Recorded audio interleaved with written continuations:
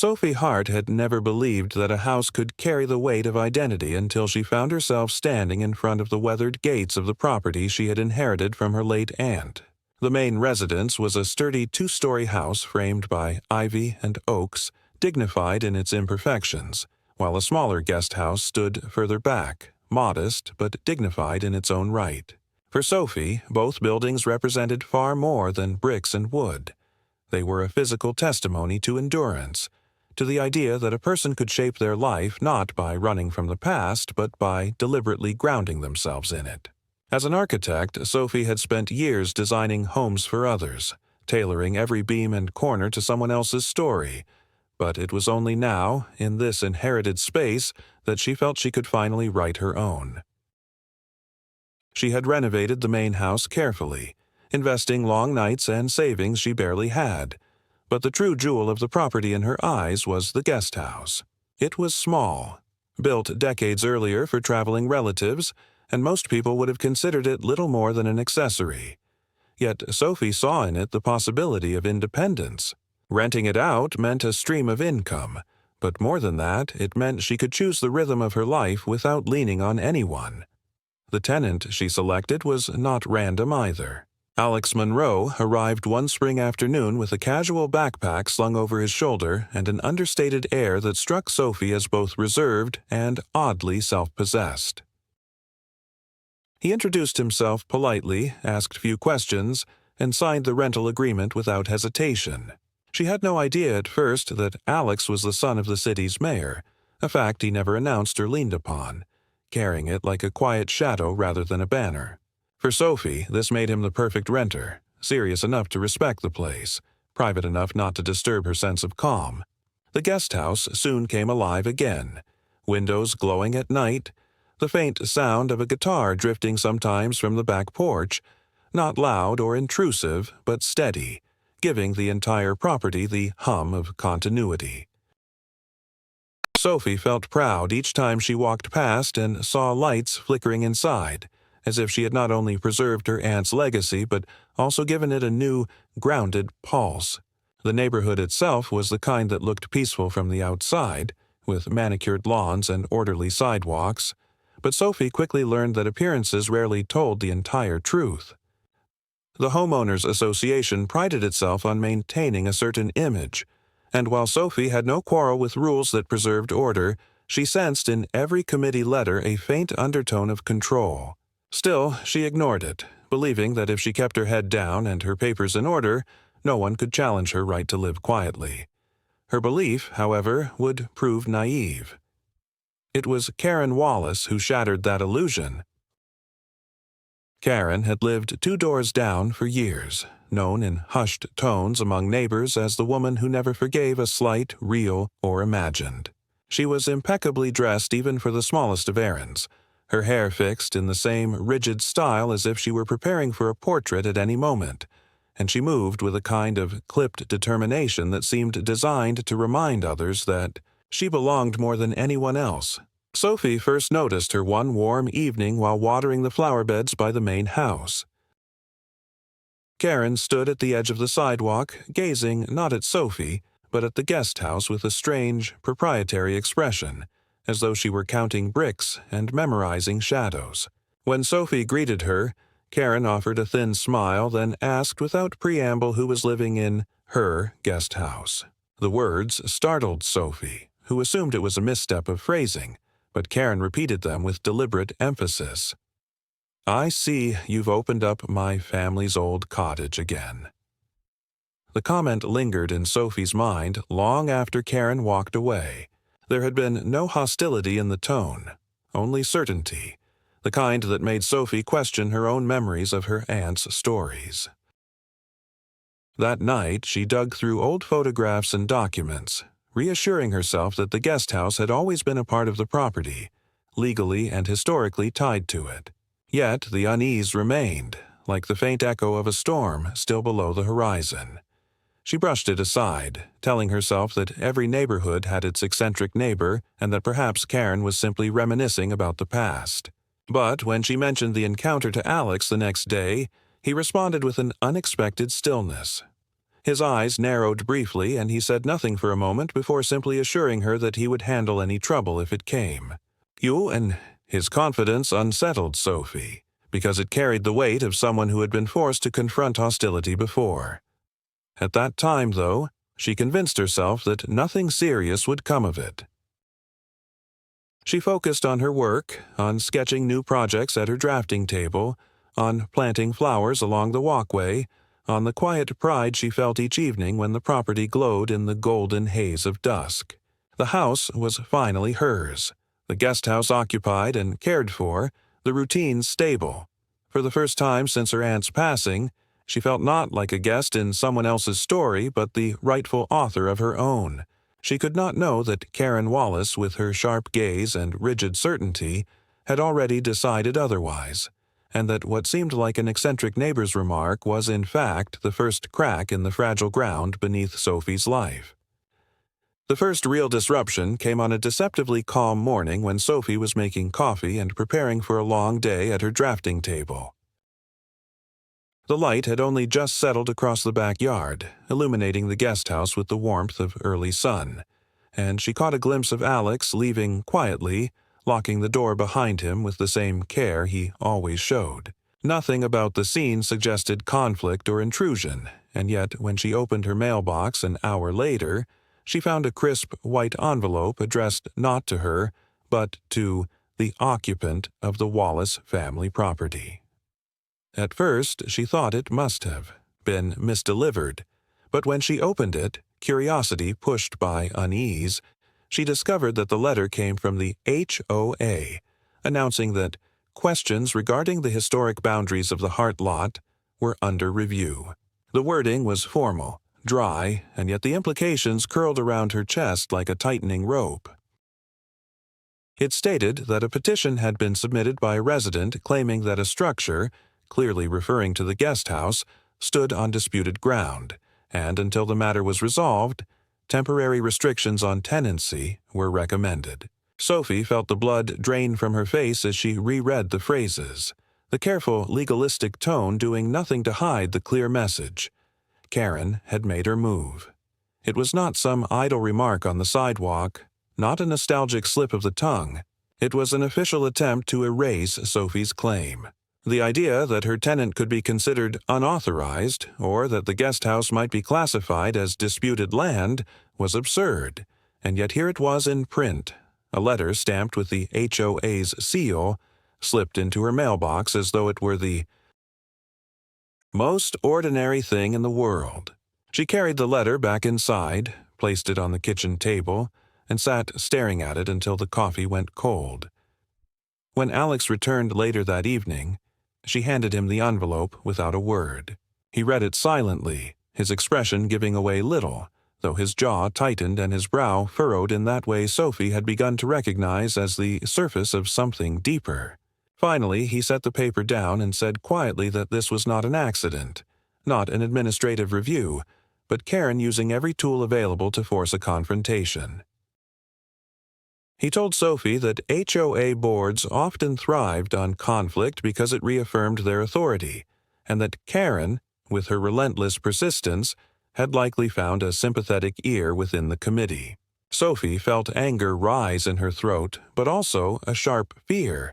If people with clipboards and legal language could declare her home uncertain, then what protection did ordinary ownership really offer? 2 days later, the situation escalated in a way that left no room for doubt. A group of HOA representatives arrived unannounced one afternoon, wearing the officious expressions of people who considered themselves inspectors of something larger than mere property lines.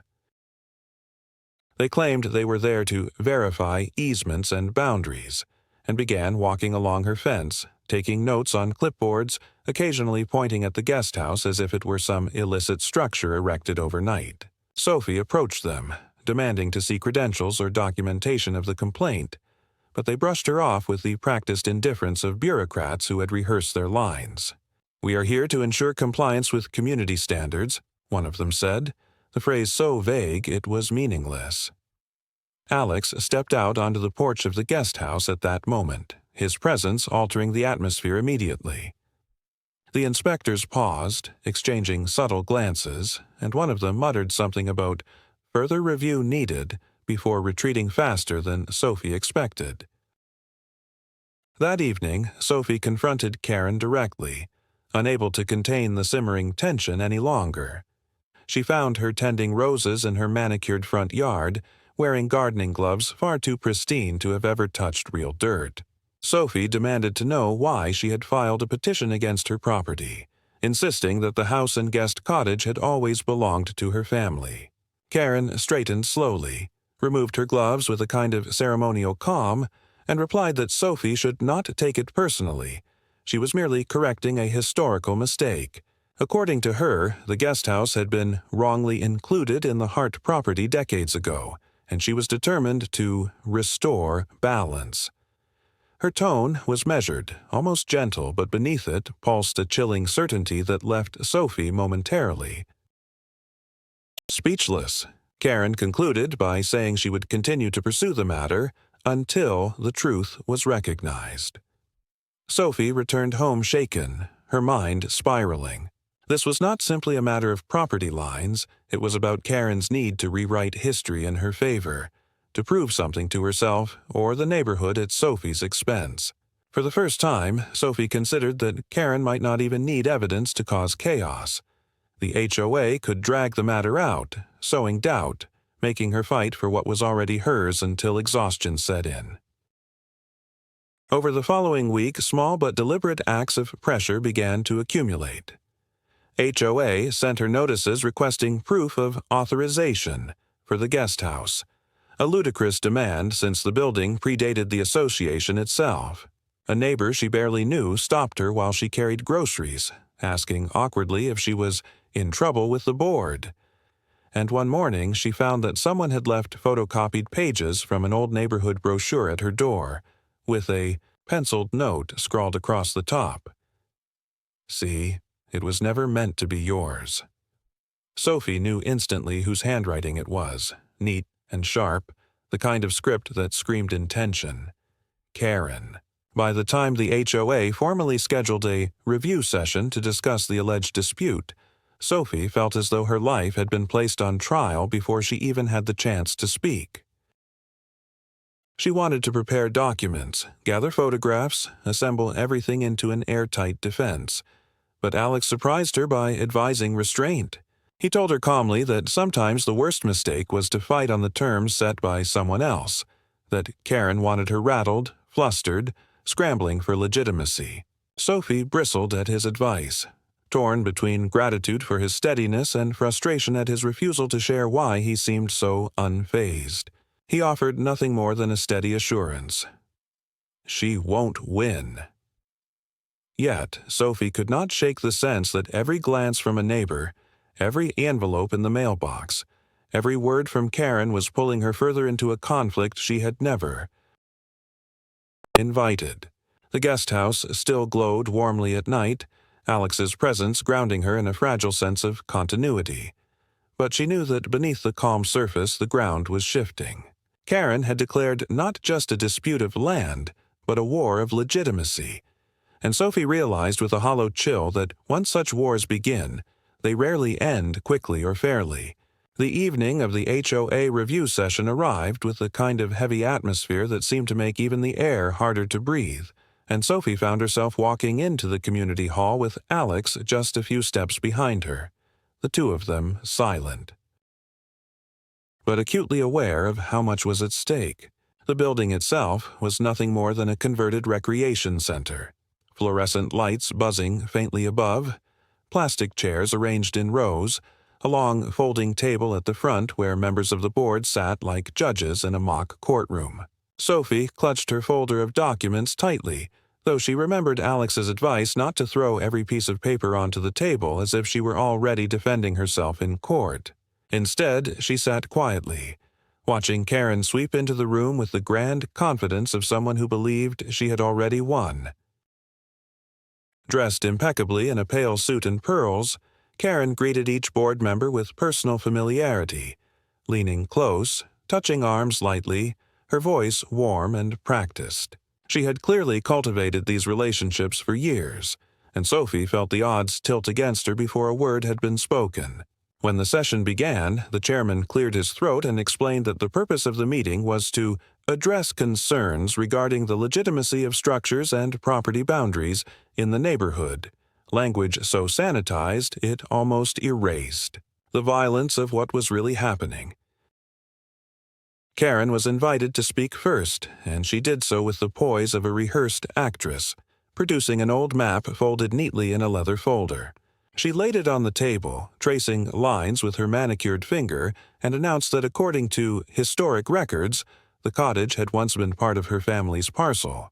The map was faint, blurred, and lacking any formal stamp of authority, but Karen spoke with such certainty, weaving stories about her father walking these grounds and her grandparents building gardens near where the guest house now stood, that several board members leaned forward as though listening to a cherished history lesson.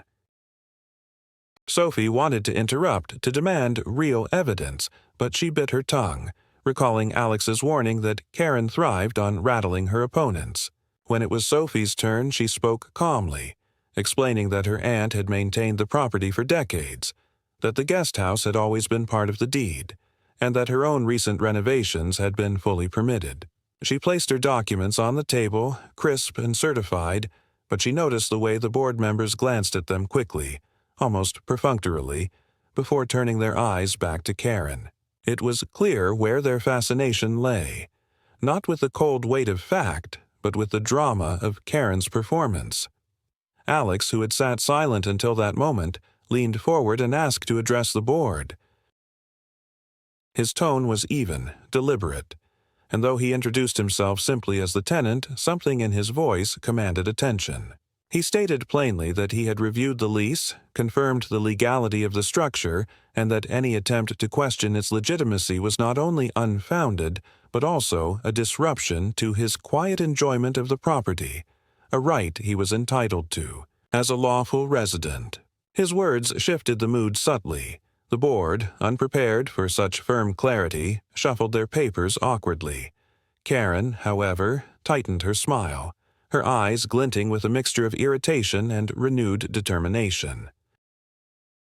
The session ended without resolution, the board announcing that further investigation was required, and Sophie left the hall with Alex in silence.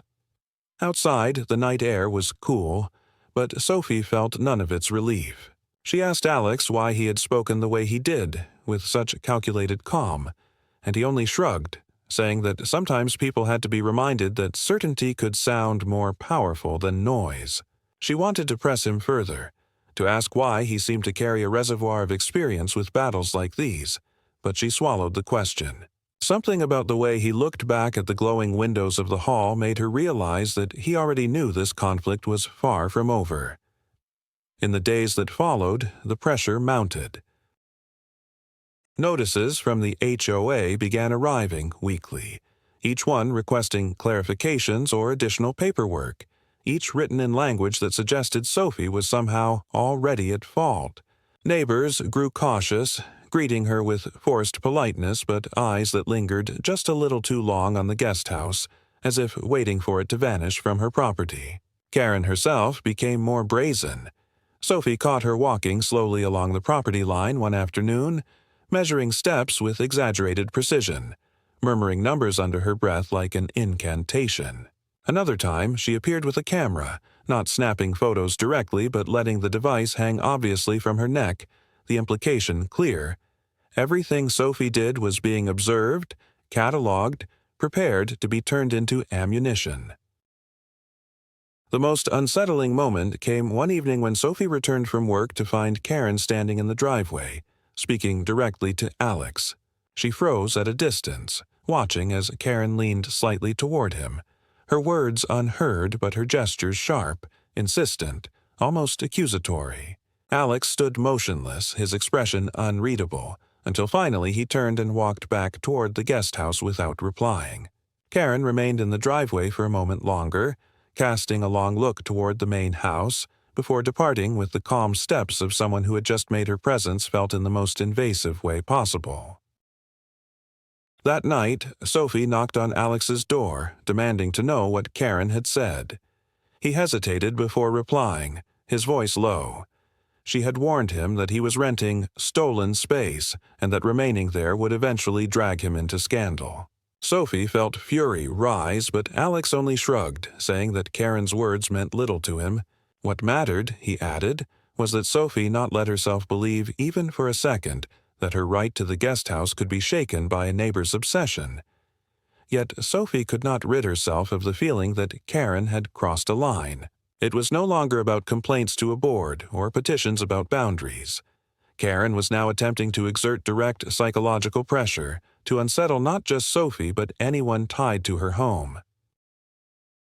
For the first time since inheriting the property, Sophie felt her sanctuary trembling under the weight of someone else's will. The ivy-covered house and glowing guest cottage no longer seemed untouchable symbols of continuity, but fragile targets in a war she had not chosen. And in the quiet of that night, she realized that Karen's determination was not a passing irritation. It was the beginning of a campaign that would not stop until one of them was broken. The midpoint of the conflict arrived not with a single dramatic blow, but with the slow tightening of a net, each strand invisible until Sophie realized she was caught in its weave. The HOA, after weeks of sending cryptic notices and requesting duplicative documents, finally summoned her to an official hearing, the kind of meeting dressed up in the language of procedure, but carrying the undertone of accusation.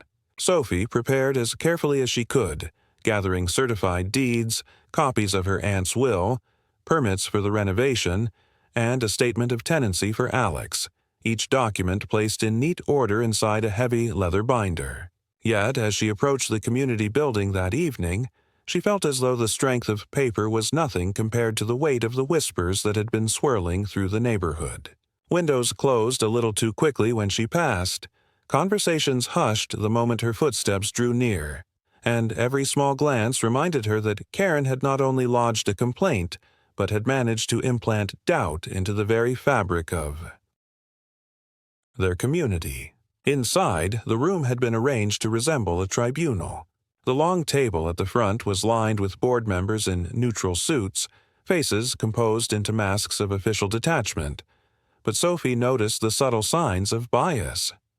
The extra chair placed for Karen beside the board, the whisper of recognition. When she entered, the way the chairman leaned slightly toward her as if inviting her to set the tone.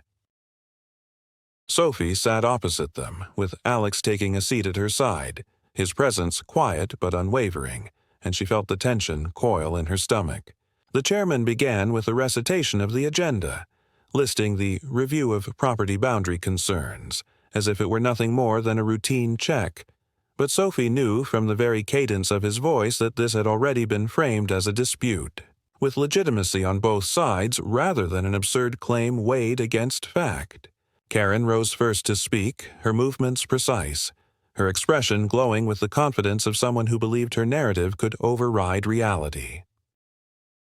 She produced the same faded map she had brandished at the earlier session, but this time she paired it with a collection of photographs, sepia-toned images of the neighborhood in its infancy, houses smaller, roads still unpaved.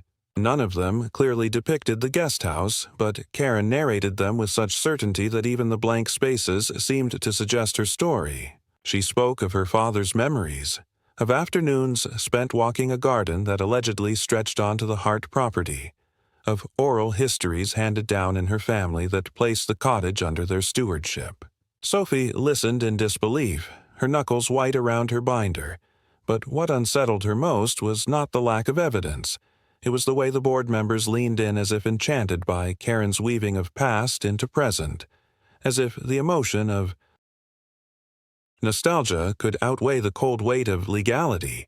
When her turn came, Sophie stood and opened her binder, spreading before them the certified deed with its clear description of the property, the will naming her the heir, the building permits for renovations issued by the county itself.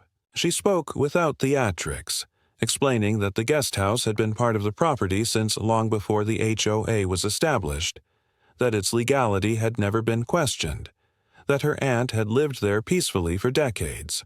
She offered facts, each one verifiable, and yet as she spoke she felt the energy of the room slipping, the certainty in her words competing against the seduction of Karen's narrative.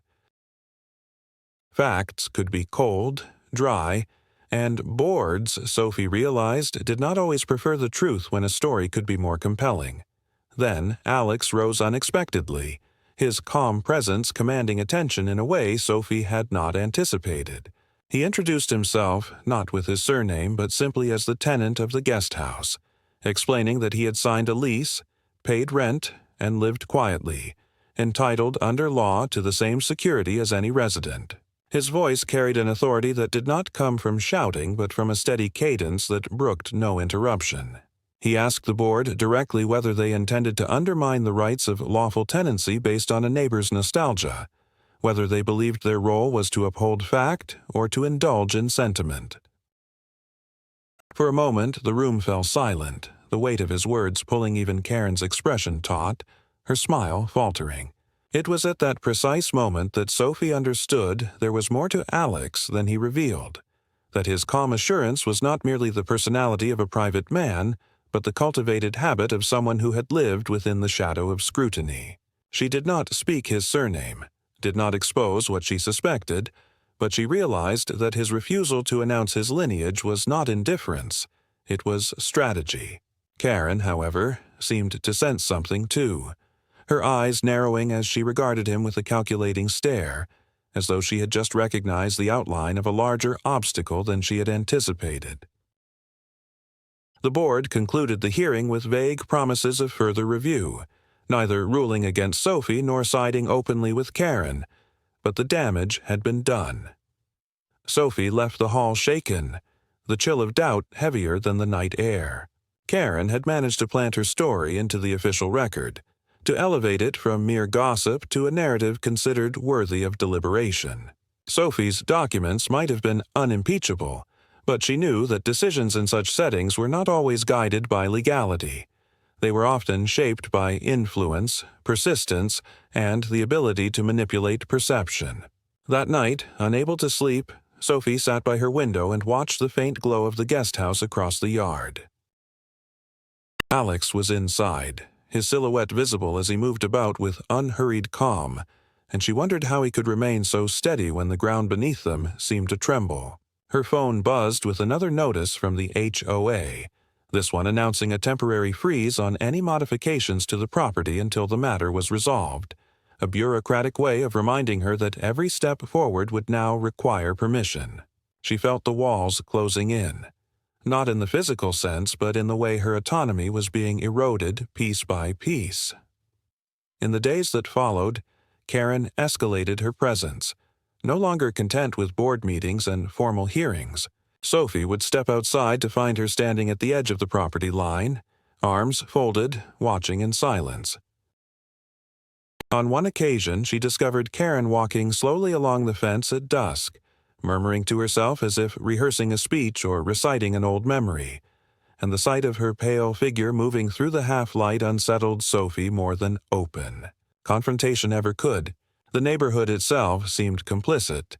People no longer greeted her with warmth, their faces carrying polite detachment, and she knew that the seed of doubt Karen had sown was sprouting in their minds. The midpoint came into sharp relief one afternoon when Sophie returned home to find Karen waiting in her driveway. She did not move aside as Sophie approached, but instead gestured toward the guest house and said in a calm, almost tender voice that Sophie should consider vacating it before matters became more complicated. There was no raised tone, no overt threat, only the quiet implication that what Sophie considered secure could be undone. Sophie's anger flared, but before she could reply, Alex stepped out of the guest house, his presence once again altering the current. Karen's gaze flickered toward him, and for the first time Sophie saw something in her expression other than smugness, something closer to calculation mixed with unease. Without another word, Karen turned and walked away, leaving behind not the satisfaction of a confrontation, but the disquieting knowledge that she was playing a longer game than Sophie had imagined. That night, Sophie realized with a clarity that pierced through her exhaustion. This was no longer simply about defending documents or presenting evidence. Karen's battle was psychological, a war of attrition aimed at breaking her will and eroding her sense of legitimacy. And as she watched the lights of the guest house flicker against the dark, she understood that Alex's presence, quiet and steady, was both her anchor and her shield, though she still did not know how much of his strength came from personal conviction, and how much from the shadow of a family name he refused to wield. The weeks after the midpoint hearing turned into a slow grind of pressure that pressed against Sophie from every direction, each day carrying with it another reminder that Karen was not retreating but doubling down. At first it came in the form of new letters from the HOA, each one worded in the same cold, impersonal style, requesting additional clarification about her property, demanding she produce copies of documents she had already submitted, or insisting that, until full resolution, she refrained from allowing guests or tenants in the cottage. Sophie read these notices with mounting disbelief, her binder already stuffed with duplicates, her patience worn thin, and yet she understood the true purpose of the demands was not information, but exhaustion. The endless cycle of paperwork meant to wear her into compliance. Karen, emboldened by the board's refusal to dismiss her claims outright, began to shift her strategy from bureaucratic maneuvering to personal siege. Neighbors who once greeted Sophie with polite nods now offered her strained smiles or none at all, and she began to sense that Karen had been whispering her story behind closed doors. There were moments when Sophie caught fragments of conversations on the sidewalk that stopped abruptly when she approached, or noticed glances toward the guest house as though its very presence had become a scandalous topic of discussion. The isolation grew heavier with each passing day, the sense that her community was being reshaped by Karen's narrative until Sophie felt like the intruder in her own home. The most disturbing escalation came when she returned from work one evening to find the side gate unlatched, swinging slightly in the breeze, though she remembered locking it that morning. At first, she thought she must have been careless, but when she entered the backyard, she saw footprints in the soft earth near the guest house steps, small impressions that did not belong to her or Alex. She hurried to the cottage, knocking quickly, and Alex appeared at the door, calm as always, though the flicker of his eyes toward the disturbed soil told her he had noticed as well. He assured her that nothing inside had been touched, but Sophie could not shake the image of Karen standing there in the half-light, silently encroaching, reminding her that boundaries meant nothing to someone who refused to recognize them.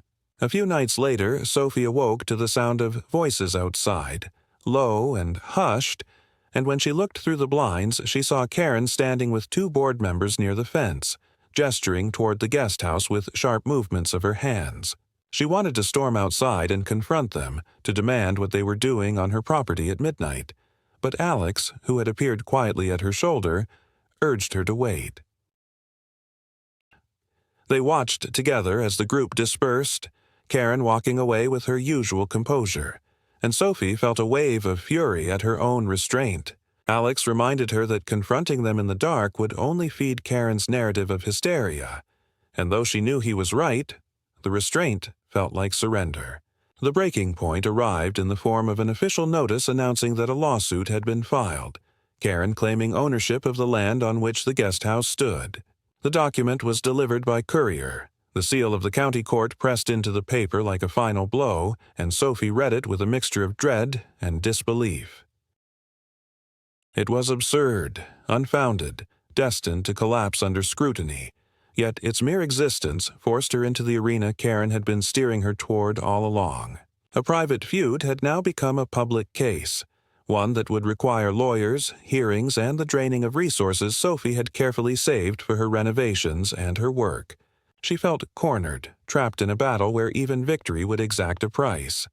Alex, however, seemed less shaken. He studied the papers with a detached calm, remarking that such lawsuits were often designed not to win, but to intimidate, to make the process itself the punishment. When Sophie asked how he could be so sure, he finally admitted that this was not the first time he had seen someone weaponize procedure to grind down opposition, and though he did not elaborate, His eyes carried the weight of someone who had been. Forced to watch from the inside of politics, someone who knew how people like Karen thrived on manipulation. He promised her that she would not face this battle alone, and though she did not ask directly, Sophie began to suspect that his refusal to reveal his full identity was not cowardice, but a deliberate choice to fight as himself rather than as the mayor's son. The case was scheduled for a preliminary hearing, and in the days leading up to it, Sophie noticed Karen's provocations grow bolder. She would park her car just far enough down the street to be within sight of the guest house, sitting inside as though keeping watch. She left stacks of old neighborhood pamphlets on Sophie's porch, circled passages claiming certain parcels were historically disputed. Once, Sophie found the handle of her mailbox twisted until it would no longer close properly, a small act of vandalism impossible to prove but pointed in its message. The attacks were no longer confined to letters and petitions. They had seeped into the physical fabric of Sophie's daily life. Tiny fractures meant to remind her that her sanctuary could be invaded at any time. Through it all, Alex remained steady, though Sophie began to sense the strain beneath his composure. She caught him once standing in the yard at night, staring at Karen's house with a stillness that bordered on menacing, his posture suggesting he was calculating possibilities. When she asked what he was thinking, he simply said that people like Karen never stopped until someone forced them to, and that the key was not to outshout her, but to make her lies collapse under their own weight. Sophie did not press further, though the intensity of his tone left her unsettled. The second escalation was not a single event, but the accumulation of intrusions, the mounting of pressure until Sophie realized her world had narrowed to the walls of her home and the glowing cottage beyond. The neighborhood that once seemed a quiet refuge had become a theater of suspicion and hostility, and every small sound at night carried the possibility of another provocation. She understood now that Karen's aim was not simply to take the guest house, but to unravel her completely, to grind her down until even victory felt like defeat. And as the court date loomed closer, Sophie felt the full weight of what it meant to be trapped in a battle where the rules were dictated by someone who recognized no boundaries but her own obsession. The day of the hearing arrived with a gray sky heavy with low clouds, the kind that pressed down on the city and made every movement feel slower, heavier, as though the world itself understood that something was about to break. Sophie walked into the courthouse with Alex at her side, her binder clutched so tightly her knuckles ached, each page inside carefully ordered, yet feeling as fragile as paper always does when weighed against performance and perception. The courtroom was small, more administrative than grand, the kind of space that dealt with zoning disputes and property claims. Yet, as Sophie looked around at the faces gathering, she realized that this modest room had become the stage for the entire neighborhood's curiosity and judgment. Karen sat near the front, dressed in a pale blue suit with a string of pearls, her posture immaculate, her smile serene, as if she had come not to defend, but to reclaim what was rightfully hers. When the judge entered, the shuffle of papers ceased, and the proceedings began with the usual recitation of case numbers and filings, words that sounded dry and procedural but carried the weight of consequence. Karen's lawyer spoke first, a man with a polished tone and an ability to transform speculation into confidence. He presented the faded map, the photographs, and Karen's sworn statement, weaving them together into a narrative of ancestral oversight, a tragic error in land allocation that had deprived his client's family of their rightful heritage.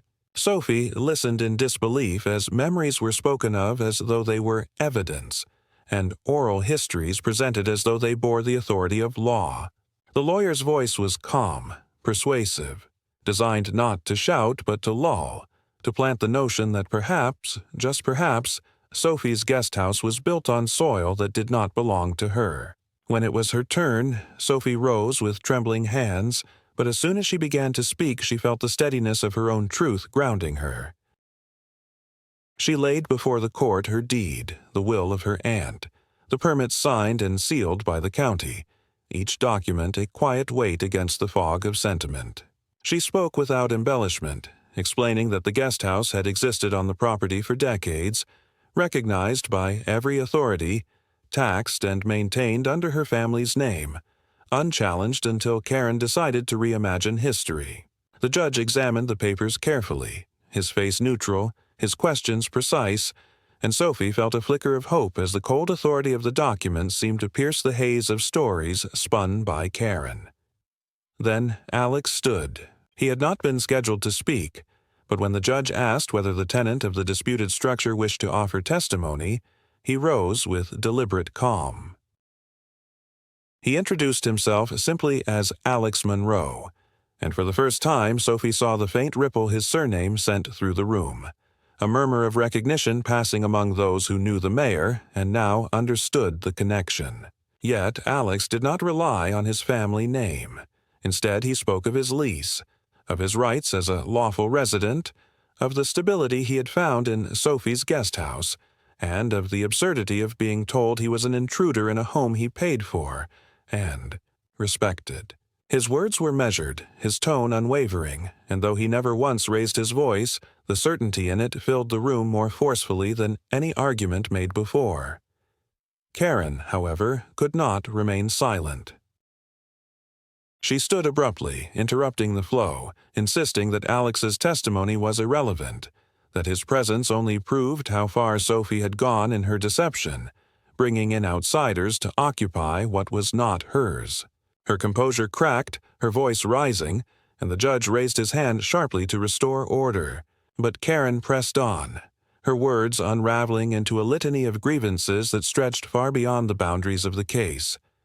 Complaints about noise from neighbors, about the way Sophie had planted flowers that clashed with the neighborhood's aesthetic, about imagined slights at past gatherings.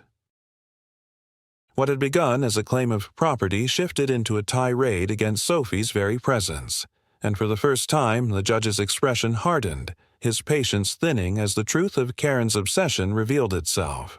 When order was restored, the judge delivered his ruling with the clarity of a blade. The documents Sophie provided were binding, the property line indisputable, the guest house unquestionably hers. Karen's evidence, he declared, amounted to memories and sentiment without legal weight, and her repeated intrusions onto Sophie's property bordered on harassment. The lawsuit was dismissed with prejudice, meaning it could not be filed again, and the court awarded Sophie the right to seek damages for the costs incurred by defending herself against baseless claims. The silence in the room was profound as the words sank in. Sophie felt her knees weaken, relief and exhaustion crashing into her all at once, but when she turned toward Karen, she saw not defeat, but something far more unsettling. Karen's face was pale, her smile gone, but her eyes burned with a fury that no gavel could extinguish. She gathered her papers with rigid precision, rose without acknowledgement, and walked out of the courtroom with the air of someone who had not been proven wrong, but had been betrayed by the very system she had trusted to validate her. As Sophie stepped out into the gray afternoon, the clouds finally breaking with a fine mist of rain, she realized the victory was both absolute and incomplete. The guest house was safe, her rights affirmed, but Karen's obsession had not been destroyed. It had merely been forced into retreat. She felt Alex's presence beside her, steady as ever, his expression calm, but his eyes alert, and she knew that while the court had drawn a line, the true resolution would depend on what Karen chose to do now that her illusions had been publicly shattered. The days that followed the hearing carried a silence that felt heavier than confrontation, the neighborhood itself seeming to hold its breath as though waiting to see what Karen would do next. Sophie returned to her routines cautiously, watering her garden in the evenings, drafting late into the night, glancing often at the guest house where Alex moved with his steady rhythm, the glow of his windows a constant reassurance that she was not alone in the space she had fought so hard to protect. The HOA, perhaps chastened by the judge's ruling, retreated into quiet formality, its letters reduced to generic newsletters about lawn care and garbage collection, as if eager to erase the memory of the battle it had allowed to fester. Neighbors, too, began to adjust their gazes, greeting Sophie with warmer words, some of them apologetic, others awkward, as though they had realized too late how easily they had allowed themselves to be swayed by Karen's conviction. Yet the absence of Karen's presence was more telling than her intrusion had ever been, her once frequent strolls along the property line replaced by drawn curtains and a car that rarely moved from her driveway. She had become a figure glimpsed only in fragments, a shadow behind glass, a reminder of how quickly certainty could turn into exile when truth forced itself against obsession. One evening, Sophie and Alex sat together on the steps of the guest house, the air cool with the fading light of summer, and she allowed herself to speak aloud the question that had hovered between them for weeks. Why had he stayed so calm? Why had he never seemed rattled even as Karen pushed harder? Alex looked out across the yard, his face quiet, and answered only that some battles were familiar long before they began, and that watching someone try to bend truth into power was nothing new to him. He did not mention his surname, nor the weight of his family's position, and Sophie did not press, for she understood now that his strength had never come from influence, but from the decision to stand firmly beside her, not above her. The house, once trembling under the strain of doubt, began to feel solid again, its walls no longer vulnerable but reinforced by the fight they had endured. Sophie realized that victory had not been only about the guest house or the papers that proved her claim. It had been about reclaiming her right to exist without apology, to stand in a place she had inherited and chosen as her own, without allowing someone else's obsession to dictate her worth. Karen's absence was not closure, but it was enough, a silence that allowed Sophie to breathe again.